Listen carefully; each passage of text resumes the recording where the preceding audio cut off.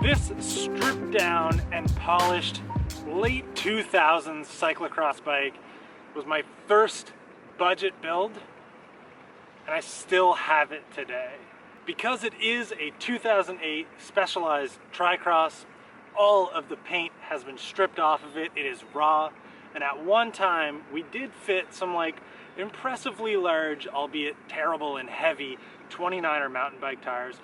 We here on the channel like to refer to it as the Ronster Cross. And I specifically chose this spot to start the video at with this backdrop because A, Halifax is pretty, but B, the house, the garage that we actually transformed this thing from just your regular old Tri-Cross to the raw experience that you see here. Well, that house is like right up there. This video is going to be all about the Ronster Cross.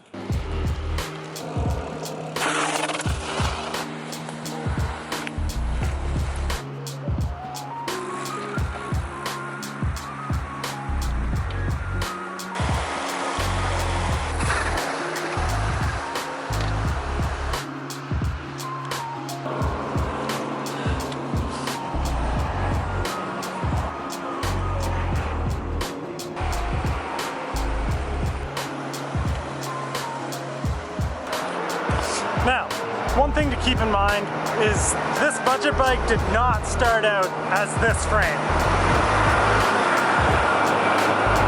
Not by a long shot. But it did start out as accumulation of most of these parts when I got the first version of this bike.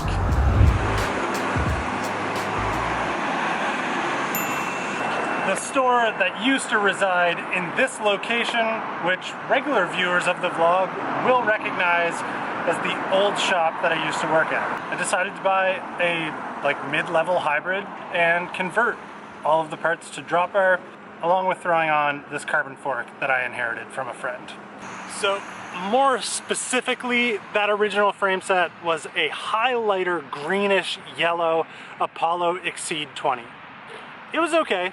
It served its purpose as a low price barrier of entry into cyclocross racing to scratch the itch and make me want to invest a little bit more into a proper cross bike, which I bought. And then the Apollo kind of became the experimental commuter bike that we did all kinds of cool stuff with. It pretty much became the machine to adopt anything that was lesser quality that another bike had upgraded, and it got like better and better as time went on. But like it was never really like good. The rear triangle wasn't like maybe as straight as it could be, so the rear tire, if it was too big, which we did a lot of, it would rub on the non-drive side chainstay, and lots of little things I can nitpick about. Someone else probably wouldn't. Just adequate. It was okay. I really love this frame and I want to keep shooting here, but enter the beginnings of the Tri-Cross getting to eventually be in my possession. This is my friends Aaron and Brady's Cafe. So this thing was originally Aaron's bike, and at the time it was the only one he had. It was his road bike, cross bike, kind of his mountain bike. He actually went to a mountain bike marathon with this bike and competed attempting to do the 120-kilometer marathon race. Now there's a reason why this is important. Two things with Aaron happened. One, he was very much shopping for a more modern disc brake cyclocross bike, which he got. Two, he had found a Cannondale road bike that all his parts from this could go onto, which he did, that's two. Three, he wanted to do that same mountain bike marathon race again, but he wanted to do it on an actual mountain bike, and he didn't own. And then for some reason, getting close to the Elgin mountain bike marathon, he was like, can I just borrow your mountain bike, and as payment, I'll just give you the Tri-Cross frame?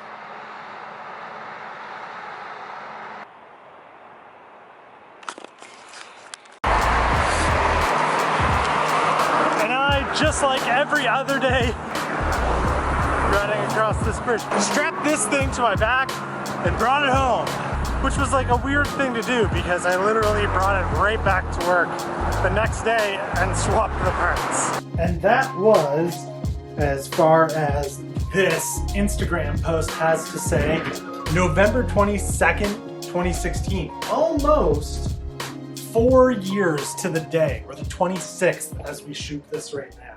And I would say that by the 23rd, the parts were off of the Apollo and onto what at the time was called the Tricross. So obviously I wrote it as the stock colored and themed specialized Tricross for a little while. In my head, I thought I had ridden it like that for probably like 2 years. Instagram tells me that's not the case. It was actually less than a year that I rode it like that. But I remember wanting to like change something on the bike to make it more mine, less Aaron's, because everybody had seen Aaron riding it for so long that it's like, oh, that's Aaron's old bike. I didn't want to hear that. I wanted it to look exactly like mine, never anybody else's. So I'd like drawn on it with Sharpie and stuff, and I had put I Heart Karaoke on the top tube, and the fork leg I had painted with nail polish to try and mimic a zebra print like those LA Sprints that came out. And that was like good enough for a little while. This is my favorite picture of me riding this bike ever. But it looks like just a month shy of 1 year of the Tricross livery being on that bike, I decided to take the step, to take the leap, and take all the paint off of it. And I remember where I got the idea. In 2017, the Crux and the LA had come out with like the typical cool colored forks, crazy colored frames, but the cheapest Crux, the E5 like aluminum bike, was completely raw, clear coated, with a black fork and all black parts. And all I could think every time I looked at it was, I want that. But I can't afford that bike. But I can get paint stripped. And boom! The raw Tricross was born.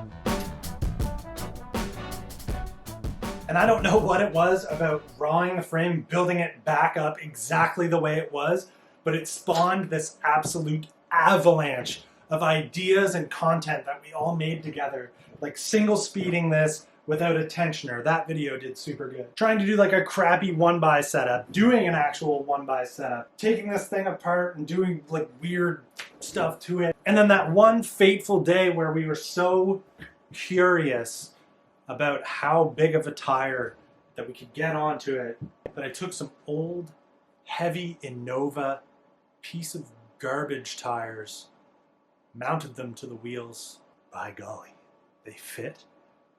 And from that day, we deemed this machine the Monster Cross. It's funny to think that 3 years ago you heard the term Monster Cross, like gravel bike, a lot, and then you like don't ever hear it anymore. That's fallen completely out of flavor.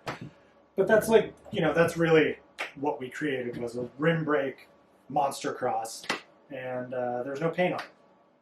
Monster Cross. Now that was Monster Cross V1. We are now on Monster Cross V2, which is a little bit more of a sophisticated model, and kind of lives less of a harsh life because of it. Really, I think the reason that this bike has gotten a little bit less attention is because we've been tinkering and messing with so many, like such a plethora of extra bikes, that this doesn't need to bear the brunt of every idea anymore.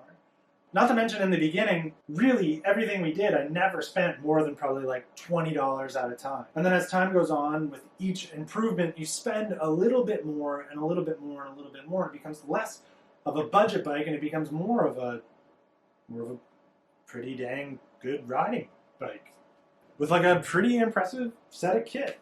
And I guess that's what happens when you keep something that you care about around long enough. But one thing I know is for sure, it's still going to be here. It's not going